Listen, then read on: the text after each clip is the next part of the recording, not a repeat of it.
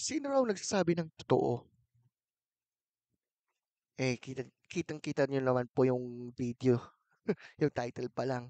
Nag-quote si Mr. Romas ng John 8:40, tapos sinasabi daw ng mga Christians si Jesus ay Diyos at tao.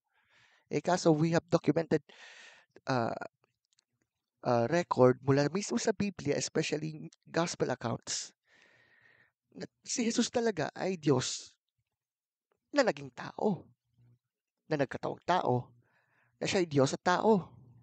How do we know that? Sige, kinggan muna natin siya. Bismillah. Assalamualaikum warahmatullahi wabarakatuh. Si Kristo po ba Diyos o tao? Si Kristo po ba siya ay tao at Diyos? Tingnan natin ang nasulat sa Biblia. Tignan natin yung nasulat sa Biblia na aking pinipili pero ini-ignore yung the rest. Parang yun ang sinasabi. Kasi tingnan nyo mamaya ha. Kasi di ba sinasabi, ang kanyang title, yung title ng kanyang video, sino ang nagsasabi ng totoo? Tingnan natin. Kung saan ang tama, ano ang nakasulat talaga sa Biblia. Yeah. Kasama po yung buong chapter. Buong libro as a whole. Parang masyado ata akong redundant yata dito. Sorry for that. Mabasa dito sa Acts 2:22, Jesus Christ was a man accredited by God. Which we believe in that. Come on. A man accredited by God. Acts 2:22. Acts 17:31. Sinabi dito, the man he has appointed, referring to Jesus Christ. Yeah, anong gagawin ni Kristo dyan sa Acts 17:31 according to the said passage? Please. Huwag pong putol-putol ng talata. Dyan palang putol-putol ng talatang ginawa. Acts 17:31. Sige, let's read for ourselves. 17:31, ganitong sabi. Kasi tinakdanan niya ang araw kung kailan niya hahatulan ng patas ang buong mundo. At ipapagawa niya ito sa taong pinili niya. Okay, fine. Because Jesus is the God-man. Come on. Alam niyo po ba kung saan, ano yung reminder po dito? Daniel chapter 7 verses 13 to 14. The one who looks like the one who looks like a son of man. Mamaya basahin natin yung buong talata niya na. Anyway, tuloy natin. Pinatunayan na niya ito sa lahat noong binuhay niya ang taong yun mula sa kamatayan. Wait a minute. It sounds like again we even show that Jesus really resurrected from the dead. That he is the final judge. It is Jesus who will judge the world. Doon pa lang debunk ng ang kanyang argument dito, yung argument ni Mr. Romas. At ano yung na-remind ko rin yung Daniel chapter 7, 13 to 14. Ganito. Nakita ko pa sa vision ko nung gabing yon ang isang parang tao na nasa mga ulap sa kalangitan. Lumapit siya sa nabubuhay magpakailanman at humarap dito. Binigyan siya ng kapangyarihan, ng kaluwalhatian at ng kaharian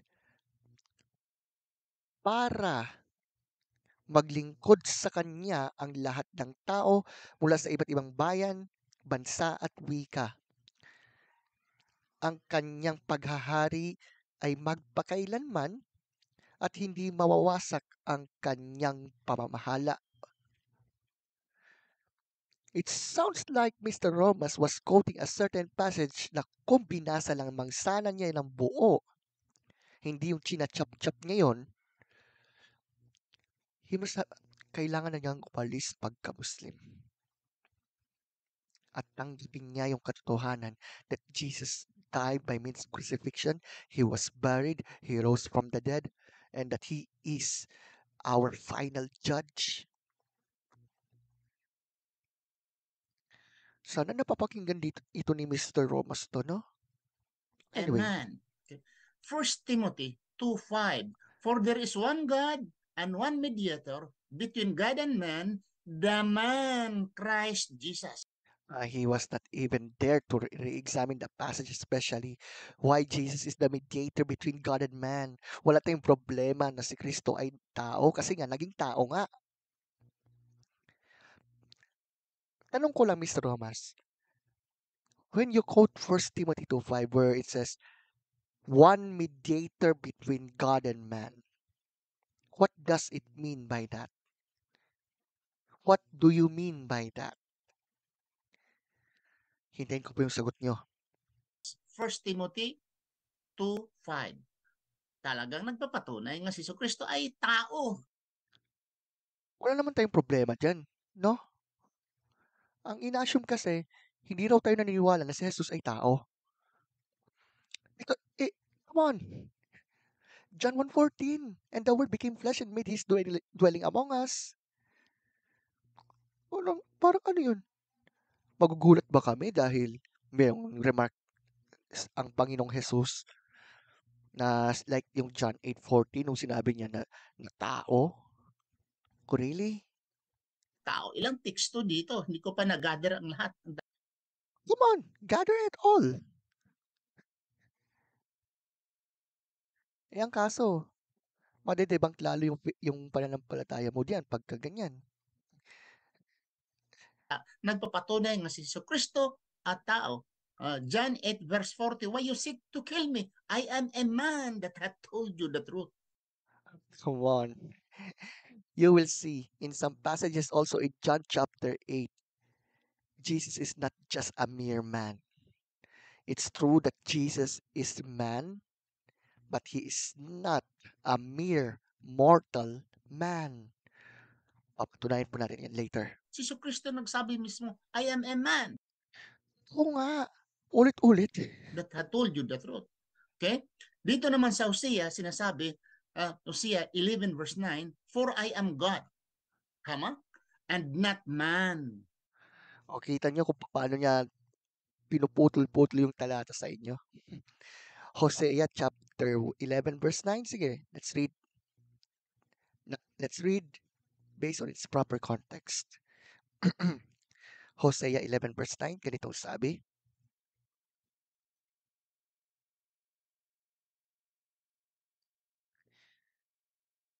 Buo nating babasahin, no? Hindi ko na ipadarama ang matindi kong galit. Hindi ko na gigibain ng Israel. Dahil ako'y Diyos at hindi tao, ako ang banal na Diyos na kasama nyo. Hindi ako paparito sa inyo ng may galit. Anong punto ng passage? Hindi katulad nating mga tao na mabilis magalit, ang Diyos ay mabagal sa pagkagalit. It's as simple as that. O kung gagamitin mo pa yung Numbers 23:19, hindi po mag-work yan.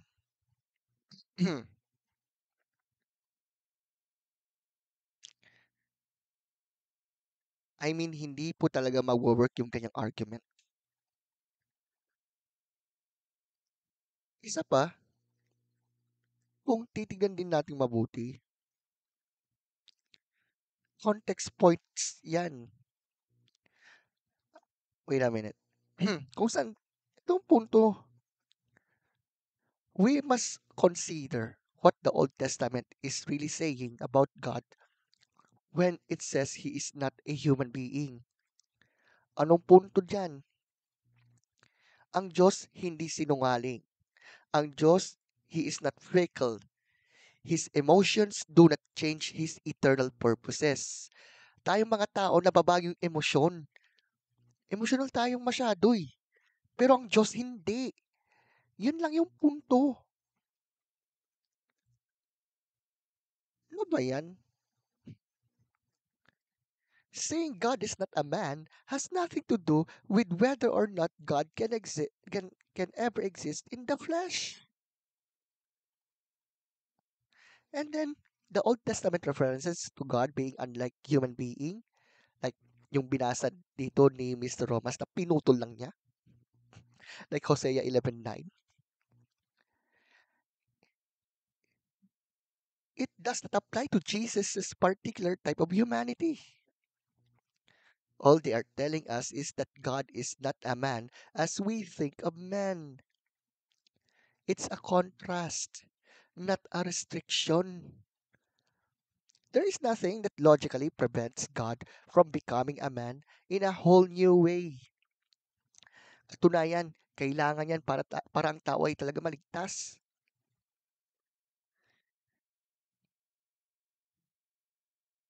'Di ba? So diyan pa lang, sasabihin ko na po sa bawat nanonood ngayon, huwag lang po maghugot lamang ng passages ng Bible na gusto lang at i-ignore yung iba pa. Anyway, The Holy One among you, I am God and not a man. Paano naging Diyos si Kristo? hindi po naging Diyos si Kristo. Si Jesus ay Diyos na simula pa lang. He became man. Hindi po siya naging Diyos. Ako po, strawman na naman po. Sinasabi ninyong siya ay Diyos at tao? And He is by the words of Jesus Himself. Ayan o. Jesus claimed to be the light of the world according to John 8:12. I am the light of the world. If Jesus is just a mere man, masasabi ba niya yan? John 8:23 to 24. You are from below, I am from above. Sabi ni Kristo to ha. You you are of this world, I am not of this world. I told you that you would die in your sins. If you do not believe that I am He, you will indeed die in your sins. He claimed to be the great I am. Isa ito sa mga titles and attributes na Diyos lang may-ari.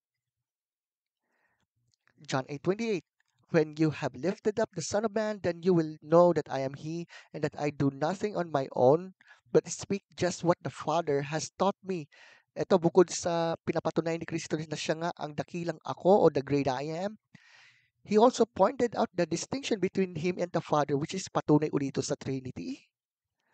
Lastly, when Jesus said, before Abraham was born, I am, anong ginawa ng mga Hudyo? Gusto nilang batuhin si Kristo. Ngayon, ang tanong ko po sa inyo, bakit gusto ng mga Hudyo na batuhin si Kristo dyan? Nung sinabi ni Kristo na, before Abraham was born, I am. Dahil ba sa claim niya na siya ay tao? O sa kanyang claim na siya ay the great I am? Na Diyos lamang talaga may-ari. Ngayon, sinong nagsasabi ng totoo ngayon? Kung talagang kiniklaim ng bawat tao na nagko-quote ng mga ganitong tulad nito ng mga salita ni Kristo like what He did in John 8:40, dapat tanggapin dapat din tanggapin ang iba pa sa mga sinabi ni Kristo. Like in John 8 as a whole. Hindi yung kukuha lamang ng talata para out of context pa. Wala sa babasa sa Biblia. Diyos at tao si Kristo, kaninyo, sa inyo lang nga daw. Wrong! Then what in the world are those passages? O sasabihin, wala namang letra por letra. Absurd masyado naman yung ganyang argument. Ano po? Suluhan nyo na dahil wala, hindi nagsasabi ang Biblia nga si Kristo ay Diyos at tao. Are you accusing the Bible of being a lie, of lying? Are you accusing the four gospel writers, Matthew, Mark, Luke, and John, of being shallow storytellers? And then are you accusing Jesus of being a liar and a lunatic? Is that what you're saying? And sige, sagutin natin. Sino ang nagsasabi ng totoo? Si Kristo Jesus mismo.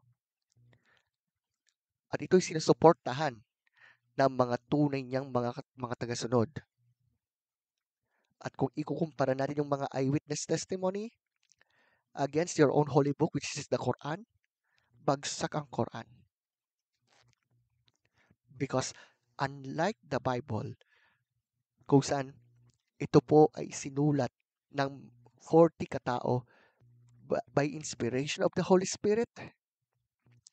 Ang Quran, bukod sa isang lamang yung author na sinasabi, at naisulat ito 500 years after the actual eyewitness event. Ang dami pong mga kontrahan, ang daming scientific inaccuracies. At ang Quran ay hindi ginagamit hindi po ginagamit bilang historical document tungkol kay Kristo. So, sino talaga ang nagsasabi ng totoo? Ang tunay na Kristo mismo na nagsasabing, before Abraham was born, I am. And I challenge you for this, Mr. Romas. Prove to us, based on actual historical documentary evidence, that this Jesus that you believe, according to the Quran, is true. Anyway, sabi nga ng ating Panginoon, as I end this up,